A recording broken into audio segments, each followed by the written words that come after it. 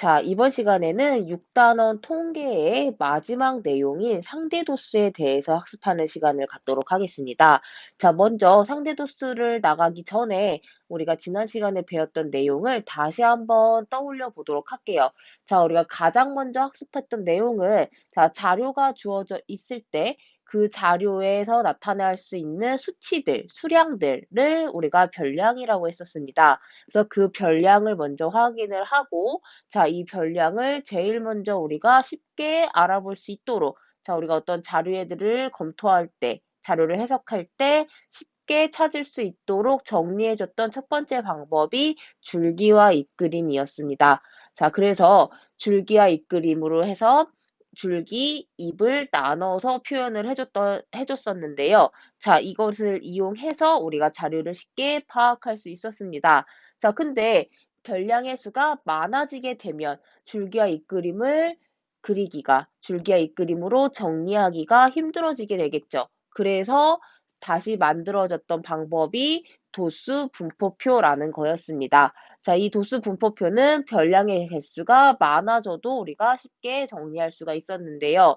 자, 이 도수 분포표라고 하는 것은 일단 당연히 도수가 있겠죠. 도수가 있고 그 다음에 이 도수를 어떻게 나눌 것인가 일정한 간격으로 나누기 위한 계급이 있었고 그 다음에 그 계급의 간격을 알기 위해서는 우리가 계급의 크기를 정해 주었어야 한다. 그래서 계급이 있고 그 계급의 크기를 정해야 하고 즉 그 다음에 계급의 수도 정해줘야 되겠죠. 계급을 몇 개로 나눠야 적당한지 해서 그렇게 해서 도수 분포표를 만들 수 있었습니다. 자, 이때 도수의 총합과 같아야 하는 것은 바로 별량의 개수였다. 우리가 활동에서도 했었지만 코로나19 확진자 수를 나타내는 지역, 31개의 지역을 봤었죠? 그래서 즉 별량이 31개가 됐었죠. 그렇기 때문에 도수의 총합은 반드시 31개, 31이 나왔어야 합니다.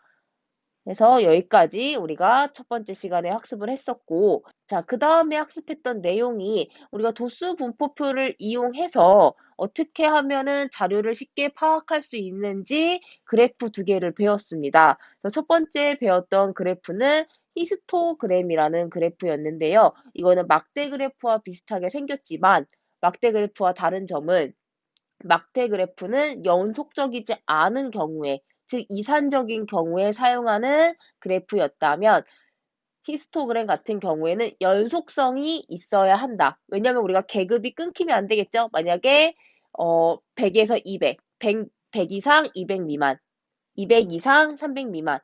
그러니까 이렇게 이어져야 되지. 100 이상 200 미만. 그 다음에 갑자기 뚝 끊기고 150 이상 200 미만. 이런 식으로 되지 않는 그러니까 일정한 간격을 두고 연속성 있게 이어질 수 있는 자료들을 우리가 나타낼 때 히스토그램을 사용하게 되는 것이다.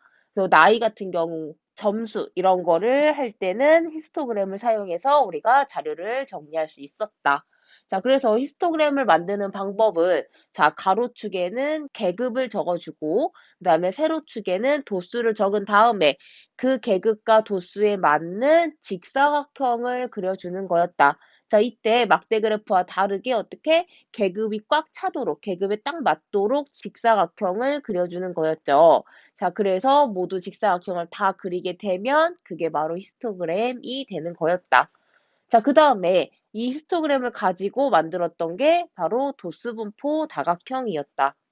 그래서 도수분포 다각형은 각각의 히스토그램의 직사각형의 윗변에, 그 윗변에 중점을 각각 찍어줍니다.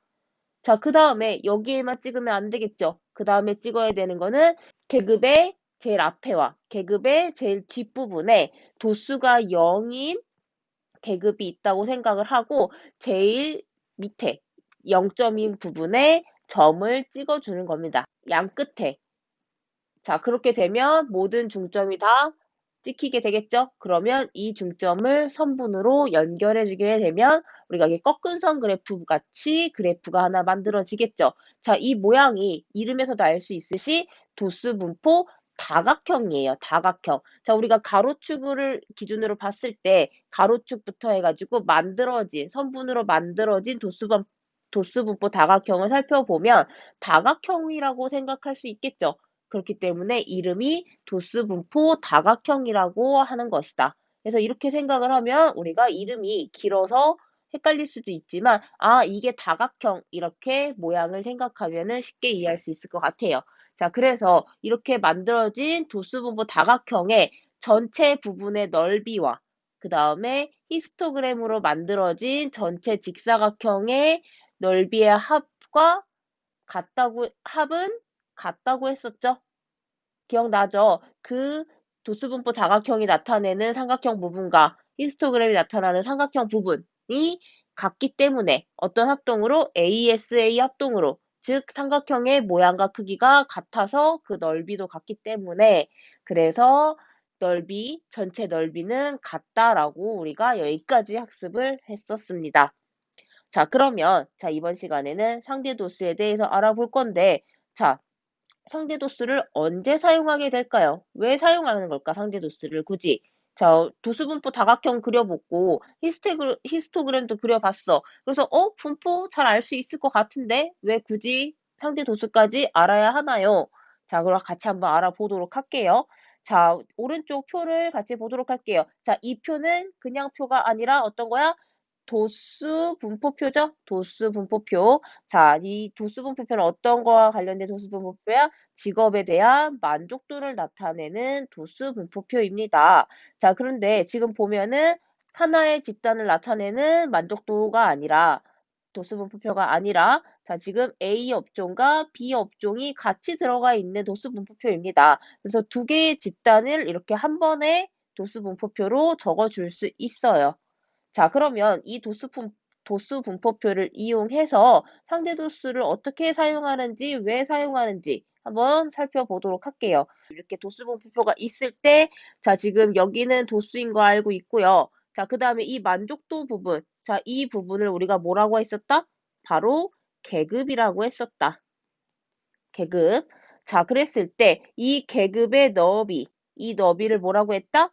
계급의 크기라고 했었다. 계급의 크기. 자, 그래서 우리가 계급의 크기를 구하는데, 자, 계급의 크기는 뒤에 거에서 앞에 거 빼주면 된다고 했었죠? 그래서 여기에서는 20이라는 거 확인할 수 있습니다. 자, 그리고 한 가지 더 중요한 거, 계급의 간격은 일정해야 한다. 즉, 계급의 크기가 항상 같아야 한다라는 거예요.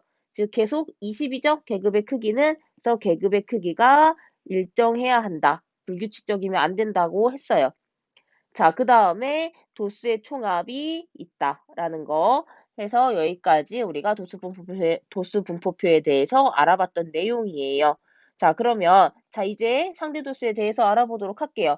자, 만족도, 즉 계급 중에서 우리가 어떤 계급을 살펴볼 거냐면, 자, 만족도 60점 이상, 80점 미만인 계급을 한번 보도록 할게요. 자, 60점 이상, 80점 미만인 만족도에서는 지금 A 업종과 B 업종을 비교해 봤을 때 A 업종에 60 이상, 80 미만에 해당하는 사람의 수가 많다라는 것을 확인할 수 있어요. 130명으로 더 많죠. 그러니까 60점 이상, 80점 미만의 만족도를 느끼고 있는 사람이 130명으로 A 업종이 더 많았어요. 자, 그러면 뭐야? A 업종이 더 좋은 곳이네? 라고 생각할 수 있겠죠. 자, 그런데 지금 밑에 한번 보도록 할게요. 자, 합계를 살펴보면 어때요?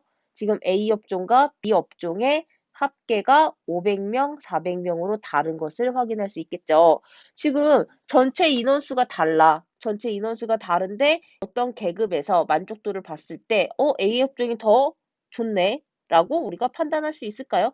판단할 수 없겠죠. 500명 중에 130명이 좋은 거랑 400명 중에 120명이 좋은 거랑 어디가 더 좋은지 판단을 해봐야 될 거 아니야. 왜냐하면 똑같은 전체 인원수를 가지고 하는 게 아니기 때문에. 자, 그래서 어떤 걸 살펴봐야 한다? 바로 비율을 살펴봐야 한다라는 거예요. 비율을. 왜냐하면 어때? 도수의 총합, 즉 합계가 다르기 때문에, 전체 인원수가 다르기 때문에. 자, 그래서 비율을 살펴보면 비율은 뭐야? 전체분의 부분이죠. 그래서 A 업종 같은 경우에는 전체 500명 중에, 자, 지금 60 이상 80 미만의 만족도를 나타내는 사람의 수는 130명이죠. 그래서 500분의 130이 돼서, 자, 이걸 소수로 나타내주면 자, 500에 곱하기 2를 해주고 130에 곱하기 2를 해주면 0.26이라는 소수가 만들어지게 됩니다. 자, 비업종도 한번 보도록 할게요. 자, 비업종은 400명 중에 120명이다. 자, 여기도 마찬가지로 소수로 나타내주면 0.3이 되는 것을 확인할 수 있습니다. 자, 그래서 소수를 살펴봤을 때 지금 A업종 같은 경우에는 0.26, 그리고 B업종 같은 경우에는 0.3. 그럼 뭐야? 0.3으로 B업종이 더 비율이 높다라는 것을 우리가 확인할 수 있겠죠. 60점 이상 80점 미만의 사람의 수는, 만족도를 나타내는 사람의 수는 A업종이 더 컸어요. 하지만 비율로 환산을 해봤더니 B업종이 더 크다라는 게 지금 증명이 됐죠. 자, 이렇게 우리가 상대도수를 언제 사용하는 거야? 자, 도수의 총합이 지금 500명, 400명으로 어때? 다르죠? 다른 경우에 두 집단의 자료의 분포 상태를, 지금 하나의 집단 아니지? 우리가 두 개, 세 개, 여러 개의 집단의 자료의 분포 상태를 비교하고 싶을 때는 상대 도수를 사용해 주는 겁니다. 자, 중요한 건 뭐야? 도수의 총합이 다르다라는 거. 그 다음에 어때? 두 집단의 자료의 분포 상태를 비교하고 싶을 때라는 거. 이해될까요? 왜 상대 도수를 사용하게 되는 건지.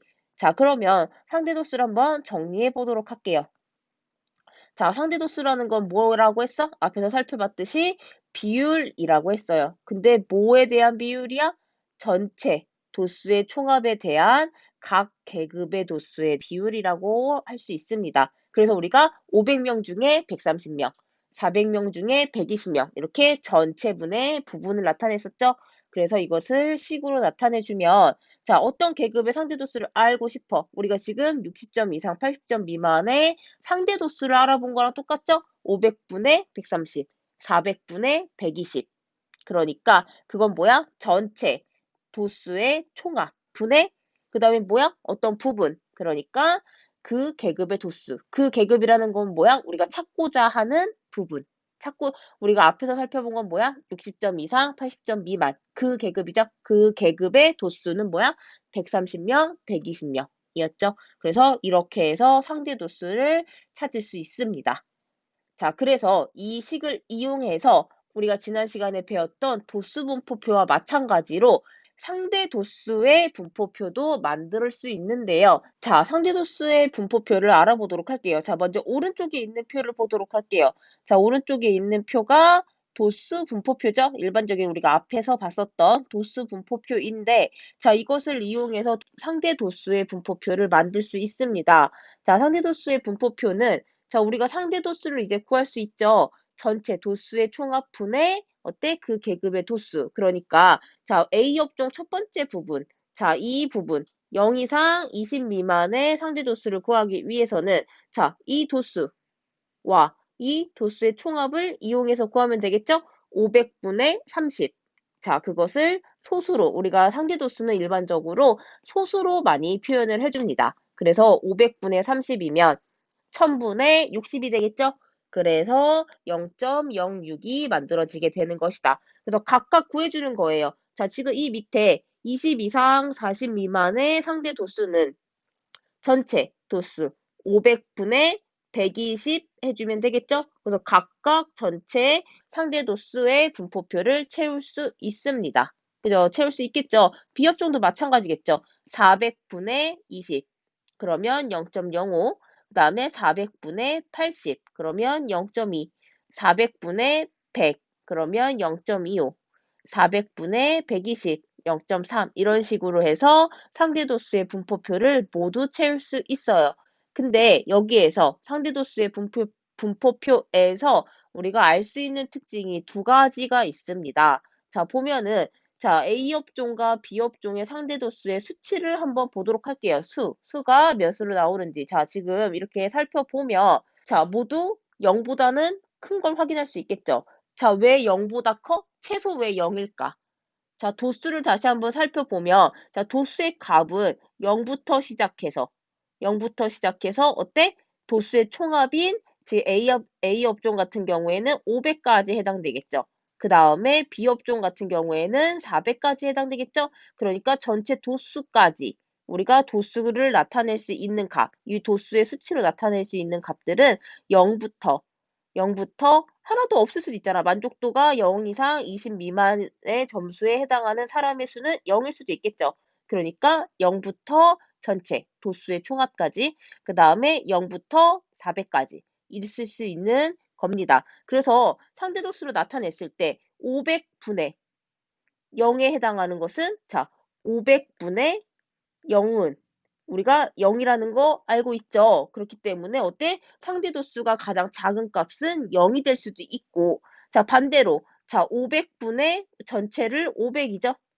자, 500분의 500이라고 생각하면 1이 될 수도 있겠죠. 그러니까 상대도수가 가장 클 수 있는 값은 뭐야? 최대 1이라는 거죠. 1을 넘어갈 수 있을까요? 우리가 도수가 600이 될 수 있을까? 자, 이 도수가 600이 될 수 있을까? 600은 될 수 없겠죠. 자, 최대 뭐가 될 수 있는 거야? 500이 될 수 있는 거예요. 그러면 나머지가 다 0이 되는 거겠죠? 이렇게 해서 최대 나올 수 있는 상대도수의 값은 1이다. 그리고 최소로 나올 수 있는 값은 0이다. 라는 것을 우리가 확인할 수 있습니다. 그래서 정리를 해주면 각 계급의 상대도수는 0 이상, 0도 포함할 수 있는 거죠. 도수가 0인 경우에는 상대도수가 0이 될 거고, 마찬가지로 상대도수가 500이 도수의 총합인 경우에는 1이 된다라는 거. 그래서 1 이하, 1도 포함할 수 있는 거예요. 그래서 0 이상, 1 이하인 숫자가 상대도수가 될 수 있습니다. 그래서 지금 이 상대도수 분포표에서도 0 이상, 1 이하의 값을 모두 갖고 있는 것을 확인할 수 있겠죠. 자, 그 다음에 특징이 하나 더 있어요. 자, 특징 하나는, 자, 여기를 보도록 할게요. 자, 지금 선생님이 동그라미 친 부분, 그 다음에 또 동그라미 친 부분. 자, 상대도수를 봤어. 그래서 합계를 냈더니 A업종도 1이고 B업종도 1이에요. 전부 1이라는 것을 확인할 수 있습니다. 자, 어떻게 해서 1이 될 수 있는지 한번 보도록 할게요. 자, 이 A업종 같은 경우에는, 자, 전체분의, 자, 지금 전체가 500이죠? 그러면 500분의, 자, 도수는 30이죠? 그 다음에 500분의 120, 그 다음에 500분의 180, 그 다음에 500분의 130, 500분의 40. 자, 이렇게 우리가 상대도수를 다시 한번 적어봤는데요. 자, 얘를 다 더해. 합계라는 건 다 더한다는 말이죠. 얘를 다 더하는 건데, 자, 지금 분수죠. 분수의 덧셈에서, 자, 분모는 뭐야? 그냥 똑같이 밑에 500 적어주고, 500 적어주고, 위에 것만, 분자만 다 더해주는 것과 같은 거죠. 그러니까 뭐야? 30 더하기, 120 더하기, 180 더하기, 130 더하기 40이 되는 것과 똑같다. 근데 이 위에 있는 분자의 합은 뭐와 같아? 이 합계는 500, 도수의 총합과 같죠? 그래서 이 위에 있는 값이 뭐야? 500이라는 거 확인할 수 있겠죠. 그러면 500분의 500이 되는 거죠. 그러니까 어때? 합계는 1이 된다. 자, 비업종도 마찬가지겠죠? 비업종도 마찬가지로, 자, 전체분의 부분, 전체분의 부분, 전체분의 부분, 이거를 다 더해주면, 자, 분모는 도수의 총합, 전체가 되는 거고, 그 위에 값, 각각의 도수들, 다 도수들을 다 더한 값은 마찬가지로 전체, 즉 도수의 총합이 된다. 그래서 뭐야?